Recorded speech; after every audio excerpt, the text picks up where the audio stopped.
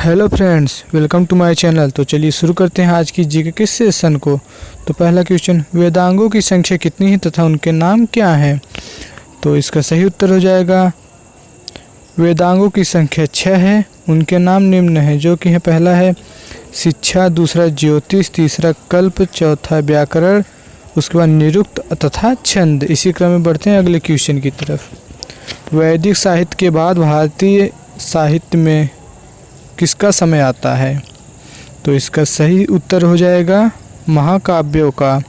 तो इसी क्रम में बढ़ते हैं अगले क्वेश्चन की तरफ। तीसरा क्वेश्चन, रामायण और महाभारत प्रमुखतः किसमें शामिल हैं?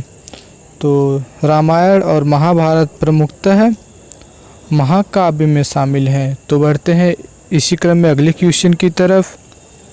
चौथा क्वेश्चन, रामायण की रचना किसने की थी? तो दोस्तों, हमें तो ये उम्मीद है कि आप सबको ये पता ही होगा, रामायण की रचना महर्षि वाल्मीकि जी ने की थी। तो बढ़ते हैं इसी क्रम में अगले क्वेश्चन की तरफ।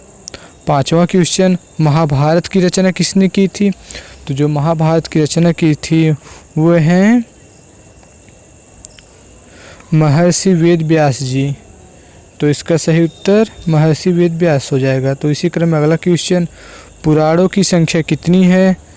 तो इसका सही उत्तर हो जाएगा पुराणों की संख्या 18 है। तो बढ़ते हैं इसी क्रम में अगले क्वेश्चन की तरफ। सातवां क्वेश्चन, पुराणों के आदि संकलनकर्ता किसे माना जाता है?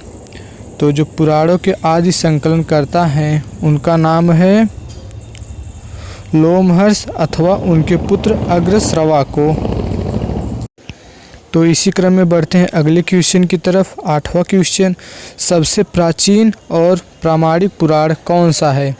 तो जो सबसे प्राचीन और प्रामाणिक पुराण है वो है मत्स्य पुराण। तो इसी क्रम में बढ़ते हैं अगले क्वेश्चन की तरफ। पुराणों की महत्ता किसके कारण है? जो पुराणों की महत्ता है वो किसके कारण है?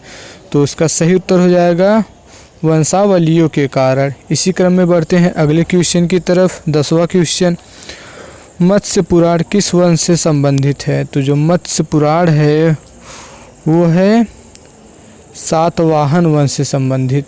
तो इसका सही उत्तर सातवाहन हो जाएगा। तो इसी क्रम में बढ़ते हैं अगले क्वेश्चन की तरफ। विष्णु पुराण किस वंश से संबंधित है? तो इसका सही उत्तर हो जाएगा विष्णु पुराण जो संबंधित है वो है मौर्य वंश से। तो इसी क्रम में बढ़ते हैं अगले क्वेश्चन की तरफ। 12वां क्वेश्चन, वायु पुराण किस वंश से संबंधित है? तो जो वायु पुराण वो संबंधित है गुप्त वंश से। तो इसका सही उत्तर गुप्त वंश हो जाएगा। इसी क्रम में बढ़ते हैं अगले क्वेश्चन की तरफ। बुद्ध की शिक्षाओं का संकलन किसमें है? तो जो बुद्ध की शिक्षाओं का संकलन है वो किसमें है? तो इसका सही उत्तर हो जाएगा त्रिपिटक में। तो इसी क्रम में बढ़ते हैं अगले क्वेश्चन की तरफ। त्रिपिटक को कितने भागों में बांटा गया है और उनके नाम क्या हैं? तो इसका सही उत्तर हो जाएगा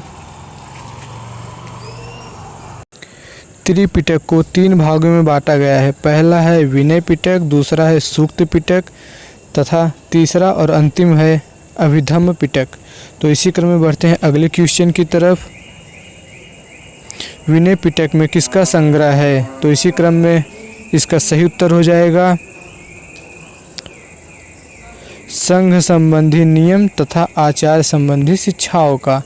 तो इसी क्रम में बढ़ते हैं अगले क्वेश्चन की तरफ। 16वां क्वेश्चन, सूक्त पिटक में किसका संग्रह है? तो सूक्त पिटक में जो संग्रह है वो है धार्मिक सिद्धांत तथा धर्मोपदेश का। तो इसी क्रम में बढ़ते हैं अगले क्वेश्चन की तरफ। 17वां क्वेश्चन, अभिधम्म पिटक में किसका संग्रह है? तो 17 क्वेश्चन का सही उत्तर हो जाएगा दार्शनिक सिद्धांत का। तो इसी क्रम में बढ़ते हैं अगले क्वेश्चन की तरफ। 18 नंबर क्वेश्चन, बौद्ध ग्रंथ किस भाषा में लिखा गया है? तो इसका सही उत्तर हो जाएगा पाली भाषा में। तो इसी क्रम में बढ़ते हैं अगले क्वेश्चन की तरफ। 19 क्वेश्चन, जातकों में बुद्ध के किस जन्म का वर्णन है? तो इसका सही उत्तर हो जाएगा पूर्व जन्म का। तो इसी क्रम में बढ़ते हैं अगले क्वेश्चन की तरफ। 20 नंबर, मौर्यकालीन इतिहास के विषय में जानकारी किस ग्रंथ में मिलती है? तो इसका सही उत्तर हो जाएगा दीपवंश तथा महावंश नामक 2 पाली ग्रंथों में। तो इसी क्रम में बढ़ते हैं अगले क्वेश्चन की तरफ और अंतिम क्वेश्चन, बौद्ध ग्रंथ किस भाषा में लिखा गया है? तो इसका सही उत्तर आप लोग कमेंट में बताएं। तो इसी के साथ वीडियो को एंड करते हैं। आप लोग चैनल को सब्सक्राइब कर दें। धन्यवाद दोस्तों।